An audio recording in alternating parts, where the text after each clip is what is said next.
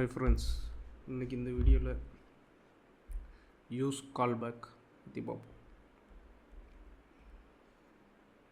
So first use callback பார்க்குறதுக்கு முன்னாடி referential equality அதை பற்றி பார்ப்போம். ஸோ ரெஃபரன்ஷியல் ஈக்குவாலிட்டி என்னென்னா react நமக்கு ஆப்ஜெக்ட் டாட் இஸ் அப்படின்னு ஜாவாஸ்கிரிப்ட் மெத்தடு யூஸ் பண்ணி தான் நமக்கு வேல்யூஸ் கம்பேர் பண்ணி ரெண்டர் பண்ணும். ஸோ அது ஒன்றும் இல்லை, ட்ரிபிள் ஈக்குவல் டுவும் ஆப்ஜெக்ட் டாட் இஸும் ஒரே இதுதான். Okay, so triple equal to போட்டிங்கன்னா அது ஸ்ட்ரிக்ட் ஈக்குவாலிட்டின்னு கூட சொல்லிக்கலாம். ஓகே, இப்போ ட்ரூ இஸ் ஈக்குவல் டு ட்ரூனா அது ட்ரூன்னு சொல்லுவோம். Okay, false is equal to ஃபால்ஸ்னால் அது ட்ரூன்னு சொல்லுவோம். 1 இஸ் ஈக்குவல் டு 1 இந்த மாதிரி ஸ்ட்ரிங் பூலியன் நம்பர் இதுக்கெலாம் நம்ம இதை யூஸ் பண்ணி ட்ரூ ஆர் ஃபால்ஸான்னு கண்டுபிடிக்கலாம். பட் ஆப்ஜெக்ட் அரே ஃபங்க்ஷனுக்கெலாம் இது ஈக்குவல் டு இதுவான்னு கேட்டால் அது ஃபால்ஸுன்னு சொல்லும். ஓகே, ஸோ அப்போ ரியாக்டும் அதே தான் யூஸ் பண்ணுது. So object is equal to ஆப்ஜெக்டான்னு கேட்டால் அது ஃபால்ஸுன்னு சொல்லும். ஸோ பட் சேம் ரெஃபரன்ஸ் இருந்தால் அது ட்ரூன்னு சொல்லும். ஸோ ஃபார் எக்ஸாம்பிள் நான் ஒரு ஆப்ஜெக்ட்னு டிஃபைன் பண்ணிட்டு ஆப்ஜெக்ட் ஈக்குவல் டு ஆப்ஜெக்டான்னு கேட்டால் ட்ரூன்னு சொல்லும். அதே மாதிரி தான் ஆப்ஜெக்ட் டாட் இஸ் ஆப்ஜெக்ட்னு கேட்டால் ட்ரூன்னு சொல்லும். ஓகே, ஸோ இது இப்படி தான் ஜாவாஸ்கிரிப்டில் இது ஒர்க் ஆகும். ஓகே, ஸோ இப்போ யூஸ் கால்பேக் பற்றி பார்ப்போம். யூஸ் கால்பேக்குக்கு ஃபஸ்ட் ஆர்குமெண்ட் என்ன தேவைன்னா ஃபங்க்ஷன், செகண்ட் ஆர்குமெண்ட் என்னென்னா dependency array. Okay, so example எப்படின்னா கான்ஸ்ட் memoized function use callback function dependencies அப்படின்னு போடுவோம். Okay, dependencies array. ஓகே,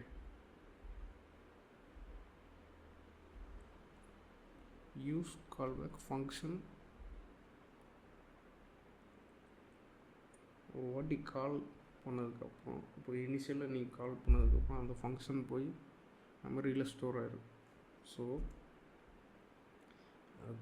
ரீரெண்டர்ஸில் இதே இது உங்களுக்கு இந்த ஃபங்க்ஷனை அடுத்த வாட்டி எடுத்துகிட்டு காட்டும். ஓகே, இப்போது டிபெண்டன்சி அரேயில் ஏதாச்சும் வேல்யூ சேஞ்ச் ஆனால் திருப்பி போய் அது மெமரியில் இன்னொரு வாட்டி ஸ்டோர் பண்ணும். ஸோ இது சேஞ்ச் ஆகும்போது மெமரியில் ஒரு நியூ மெமரி க்ரியேட் ஆகும். திருப்பி இப்போ வேறு ஏதாச்சும் பட்டன் கிளிக் பண்ணும்போது இது கால் ஆகாது. ஓகே, ஸோ இதில் ஏதாச்சும் வேல்யூ சேஞ்ச் ஆனால் தான் மட்டும்தான் இது கால் ஆகும். ஓகே, டிபெண்டன்ஸில் ஏதாச்சும் சேஞ்ச் ஆனால் மட்டும்தான் இதாக கால் ஆகும். இப்போ கோடிங்கில் யூஸ் கால்பேக் எப்படி பண்ணுறதுன்னு பார்ப்போம். ஓகே, கோடிங்கில் எப்படி பண்ணுறதுன்னு பார்ப்போம். ஃபஸ்ட்டு நம்ம டைட்டில் ஒரு இதையும் கவுண்டர்னு ஒரு இதையும் செட் பண்ணிக்குவோம். ஓகே, ஃபஸ்ட்டு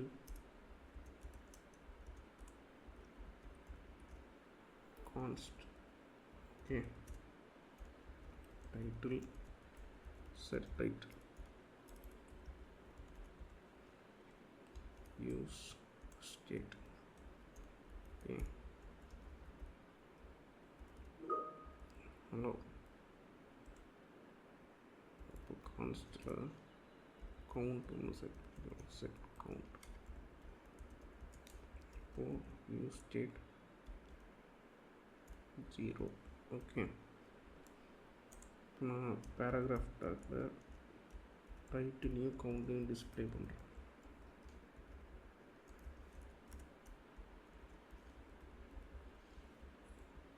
ஓகே, இப்போ நான் கவுண்ட்டை இங்கே டிஸ்பிளே பண்ணுறேன் கீழே.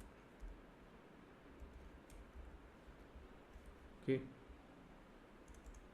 இப்போ நம்ம டைட்டில் சேஞ்ச் பண்ணுறதுக்கு ஒரு ஃபங்க்ஷன் ஒரு பட்டன் போட்டுக்குவோம்.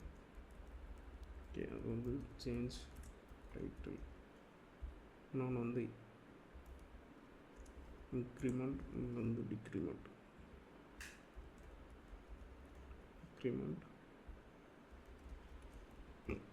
Increment. ஓகே,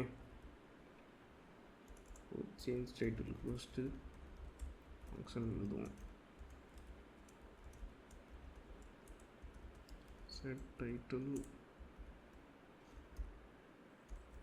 +1 கொடுக்குறேன். ஓகே, இப்போ on click change title. Okay, so இன்னொன்று வந்து இன்க்ரிமெண்ட் டிக்ரிமெண்ட். இன்க்ரிமெண்ட்டுக்கு ஒரு function set count plus 1. Okay, இதே காப்பி பண்ணி டிக்ரிமெண்ட்டுக்கு போட்டுக்கிறேன். டிக்ரிமெண்ட் -1.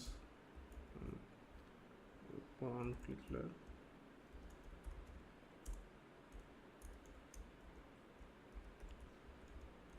இன்க்ரிமெண்ட், இங்கே ஆன் கிளிக்கில்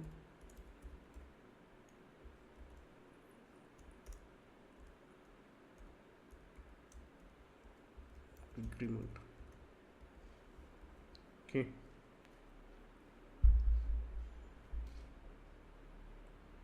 இப்போ நம்ம 3 ஃபங்க்ஷன் டிஸ்பிளே பண்ணியிருக்கோம். இப்போது 3 பட்டன் க்ரியேட் பண்ணிடுவோம். இப்போ நான் வாட்டி சேஞ்ச் டைட்டில் கொடுக்கும்போது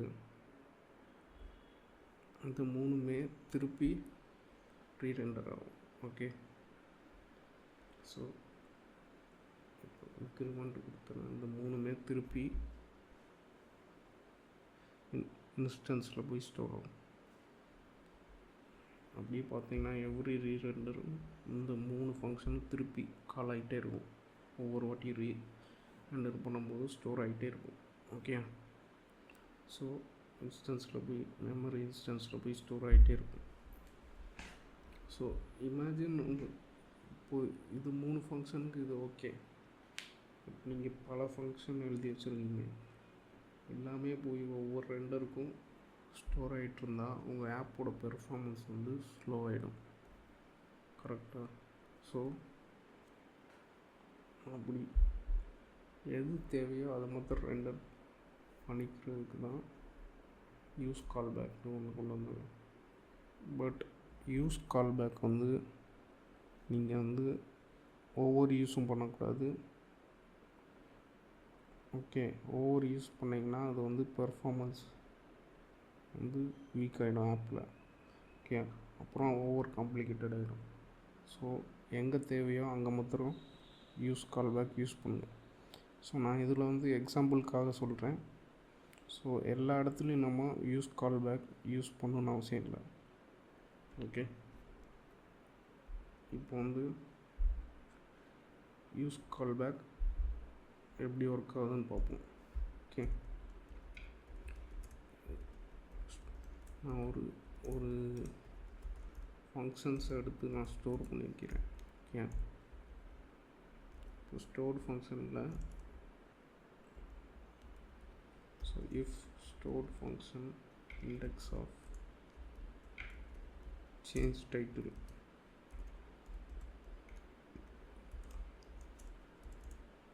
ஓகே, நான் இப்போ என்ன சொல்கிறேன்னா, இந்த அறையில் இந்த சேஞ்ச் டைட்டில் ஏற்கனவே இருந்துச்சுன்னா இல்லைன்னா புஷ் பண்ணு அப்படின்னு சொல்கிறேன். Okay, store function dot push change title. So இதே மாதிரி மிச்சம் ரெண்டுக்கும் போட்டுப்போம்.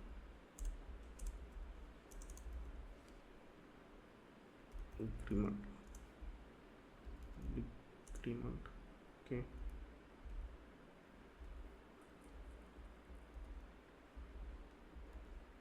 ஸோ இப்போ நான் இதை கன்சோல் லாக் பண்ணுறேன்.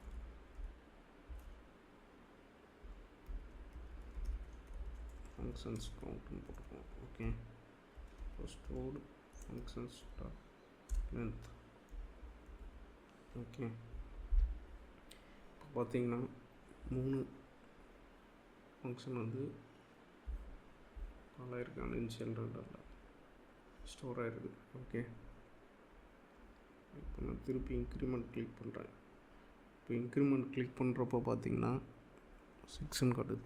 ஸோ திருப்பி இந்த 3 ஃபங்க்ஷன் வந்து ரெஃபரன்ஸில் ஸ்டோர் ஆகுது. திருப்பி நான் டிக்ரிமெண்ட் கொடுக்குறேன். இப்போ பார்த்தீங்கன்னா 9 கவுண்ட் வந்து 9 காட்டுது. அதே மாதிரி எத்தனை வாட்டி கிளிக் பண்ணாலும் இந்த 3 இது ஒரு இது கிளிக் பண்ணாலே மிச்ச ஃபங்க்ஷன்லாம் சேர்ந்து ரெண்டர் ஆகும். ஓகே, ஸோ அதை அவாய்ட் பண்ணிக்கிறதுக்கு தான் நம்ம யூஸ் கால்பேக் யூஸ் பண்ணுவோம். ஓகே, இப்போ வந்து நான் டைட்டிலுக்கு யூஸ் கால்பேக் போடுவோம். சேஞ்ச் டைட்டிலுக்கு. Okay, use callback. Okay, first function கொடுத்தாச்சு. நெக்ஸ்ட்டு வந்து டிபெண்டன்சி. அதுக்கு நம்ம டிபெண்டன்சி வந்து டைட்டில் இதில். ஓகே, இப்போ நான் ரன் பண்ணி காட்டுறேன். இப்போ பாருங்கள் எத்தனை வாட்டி ஸ்டோர் ஆகுது. இப்போ பார்த்தீங்கன்னா 5ன்னு. ஸோ ஏன் 5ன்னா, ஸோ ஃபஸ்ட்டு இது போய் ரெஃபரன்ஸில் ஸ்டோர் ஆகிருக்கு.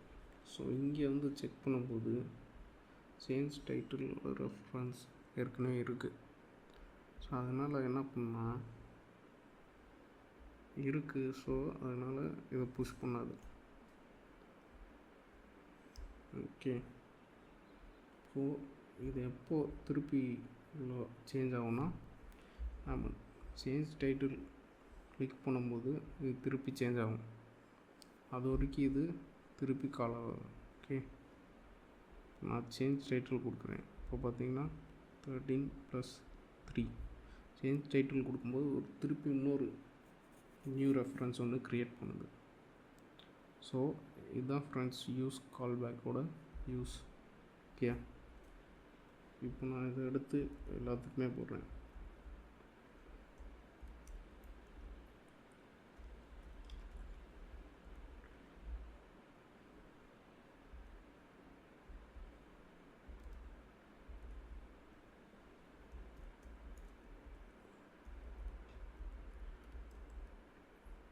ஓகே, இப்போ 3 ஃபங்க்ஷனுக்கும் நான் யூஸ் கால்பேக் யூஸ் பண்ணியிருக்கேன். இப்போ வந்து நான் இன்க்ரிமெண்ட் கொடுக்கும்போது பார்த்தீங்கன்னா உங்களுக்கு சேஞ்ச் டைட்டில் கிளிக் பண்ணும்போது ஒரே ஒரு வாட்டி தான் திருப்பி ஃபங்க்ஷன் கால் ஆகுது. இன்க்ரிமெண்ட் வந்து டிக்ரிமெண்ட் வந்து எதுக்கு 2 வாட்டி வருதுன்னா, நம்ம இங்கே 2 வாட்டி கவுண்ட்டு கொடுத்துருக்கோம். நான் இதை எடுக்கிறேன், டிக்ரிமெண்ட் எடுக்கிறேன். ஓகே, இப்போ பார்த்தீங்கன்னா 4 வாட்டி தான், ஒரே ஒரு வாட்டி தான் கால் ஆகுது. திருப்பி இது கால் பண்ணும்போது ஒரே ஒரு வாட்டி தான் கால் ஆகுது. ஸோ அது நம்ம டிபெண்டன்சி எதுவும் கொடுக்காதனால அது சேஞ்சே ஆகாது. அது ரெஃபரன்ஸில் எடுத்த வேலையை தான் திருப்பி எடுத்துகிட்டு வந்துக்கிட்டே இருக்கும். ஓகே, இப்போ நான் இங்கே கவுண்ட்டு கொடுத்ததுக்கப்புறம் தான் ஓகே கவுண்ட் சேஞ்ச் ஆகுது. அதனால் திருப்பி ஒரு நியூ ரெஃபரன்ஸ் ஸ்டோர் பண்ணணுன்னு அதுக்கு தெரியும். ஸோ இதுதான் ஃப்ரெண்ட்ஸ் யூஸ் கால்பேக்கோட கான்செப்ட். ஸோ யூஸ் கால்பேக் வந்து எப்போ தேவையோ அப்போ மட்டும் யூஸ் பண்ணுங்கள். ஸோ எல்லாத்துக்கும் யூஸ் கால்பேக் யூஸ் பண்ணணுன்னு அவசியம் இல்லை. ஓகே, இந்த மாதிரி சின்ன சேஞ்ச் டைட்டில் இதுக்கெலாம் வந்து யூஸ் கால்பேக் யூஸ் பண்ணணுன்னு அவசியம் இல்லை. நான் எக்ஸாம்பிளுக்காக உங்களுக்கு சொல்லியிருக்கேன். ஸோ ஐ ஹோப் இந்த வீடியோ உங்களுக்கு பிடிச்சிருக்குன்னு நினைக்கிறேன். ப்ளஸ் யூஸ் கால்பேக் நல்லா அண்டர்ஸ்டாண்ட் ஆகிருக்குன்னு நினைக்கிறேன். தேங்க்யூ ஃபார் வாட்சிங் திஸ் வீடியோ.